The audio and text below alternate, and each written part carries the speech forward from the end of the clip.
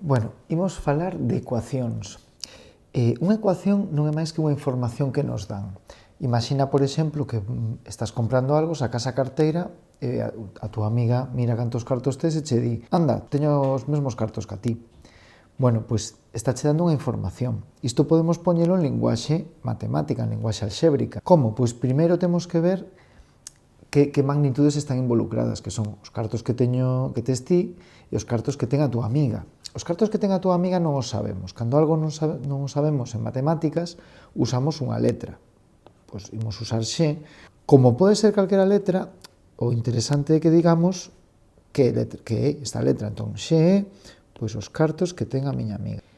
E agora escribo a información que me deu ela. Ela díxome, temos a mesma cantidade de cartos. Entón, imagínate que ti levabas 20 euros na carteira. Pois entón agora podo saber que a cantidade de cartos que ten ela é igual a 20 euros que é o que tes ti. Isto sería unha ecuación. É unha información que me están dando. Que pasa? Que se me dan así, pois non ten moito interese, porque xa directamente sei que os cartos que ten a miña amiga son 20 euros. Pode ser que a miña amiga, en vez de iso, me diga: anda, tes o doble de cartos que a min. É dicir, que o que eu teño, que é 20, é o doble do que ten ela. Cuidado, porque a veces, como digo, eu teño o doble, parece que quero poñer dúas veces o que teño eu. Non, non. O que teño eu é dúas veces o que ten ela. E isto é unha ecuación, novamente, é unha información. Dúas veces esta cantidade descoñecida é 20. Entón, aquí teño unha información que, se a vou procesando, pois acabará dándome un resultado de canto vale xe. Entón, aquí o máis importante é este símbolo, o símbolo igual. Estou dicindo que isto é igual a isto. E o que quero é facer unha serie de ecuacións, unha serie de igualdades, aquí teño a primeira, ata que me quede o que eu quero, que é canto vale xe, xe igual a... Para iso que podo facer? Podo facer moitas cousas sempre que se manteña, que o que poña nun lado sexa igual ao que poño no outro lado. Para iso, o mellor é que eu faga a mesma cousa dos dous lados da ecuación.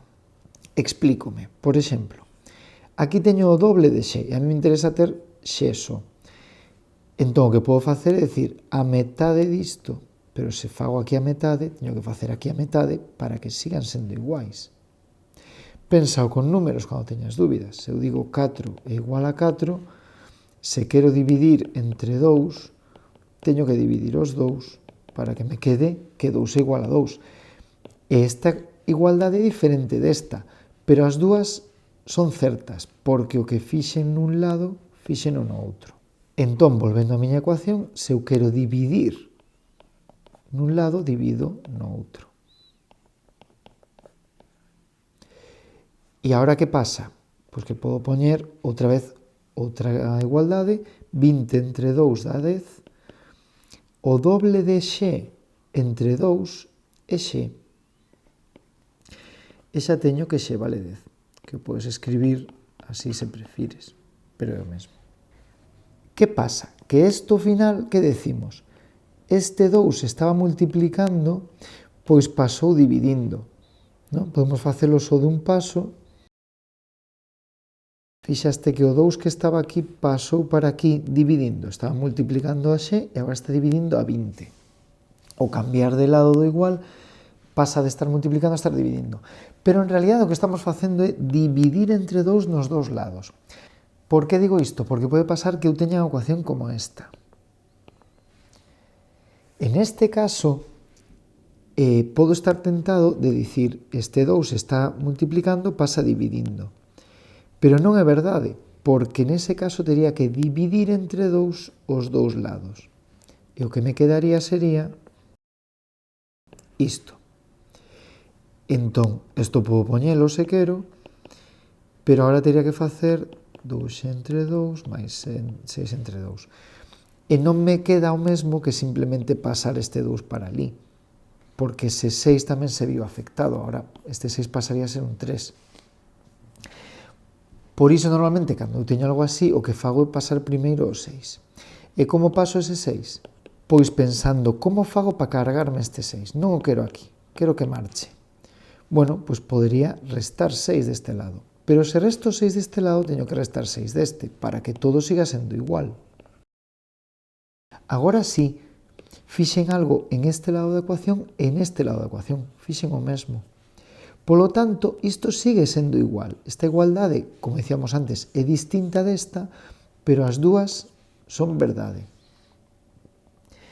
Entón, agora podo facer os cálculos. 20 menos 6, 14. 2x máis 6 menos 6, 0 se van.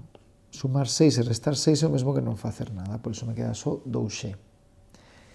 E agora o mesmo, podo facer que este 2 dicir que pasa dividindo, ou vou non facer paso a paso, divido entre 2 un lado e divido entre 2 outro. Tes que facer isto a cada vez? Pois non.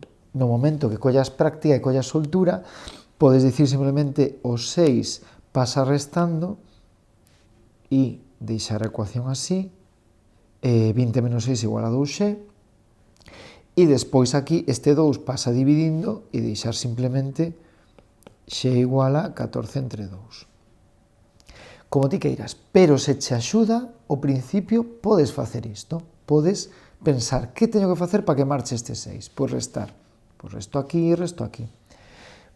Como digo, a partir de agora, como xa sabes, te podes quedar coa regla de, bueno, sumando pasa restando, pero ten cuidado, porque a veces sí, a veces non, como que dicíamos, este 2 non pode pasar dividindo, excepto que divida todo isto. Estas son as reglas básicas para despexar ecuacións.